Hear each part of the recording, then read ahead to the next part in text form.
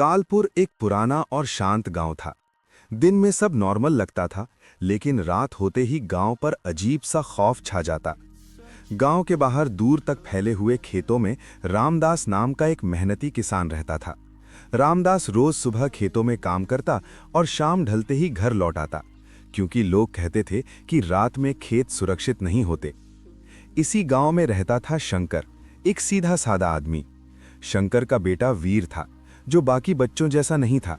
वीर जब शांत होता तो बिल्कुल नॉर्मल लगता, लेकिन जब उसे गुस्सा आता, उसकी आंखें हरी रोशनी से चमकने लगतीं और उसके शरीर में अजीब सी ताकत आ जाती।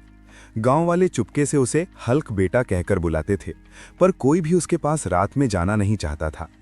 एक रात रामदास अपने खेतों में रुक गया, क्योंकि पिछले कुछ दिनों से उसकी फसल खराब मिल रही थी। अंधेरा गहरा होते ही हवा तेज चलने लगी।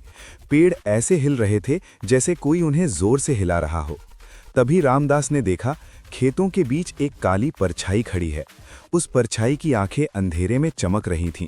रामदास डर के मारे चिल्लाया, पर पल भर में वो परछाई गायब हो गई। अगली सुबह पूरे गांव में अफरा तफरी मच गई। खेतों के पास जानवर बेहोश पड़े थे और फसल बिल्कुल सूख चुकी थी। तब शंकर ने गांव वालों को एक पुरानी बात याद दिलाई। सालों पहले गांव में एक लालची और खतरनाक आदमी था, जो काले जादू में विश्वास करता था। लोगों ने उसे जंगल के पास बांधकर छोड़ दिया था।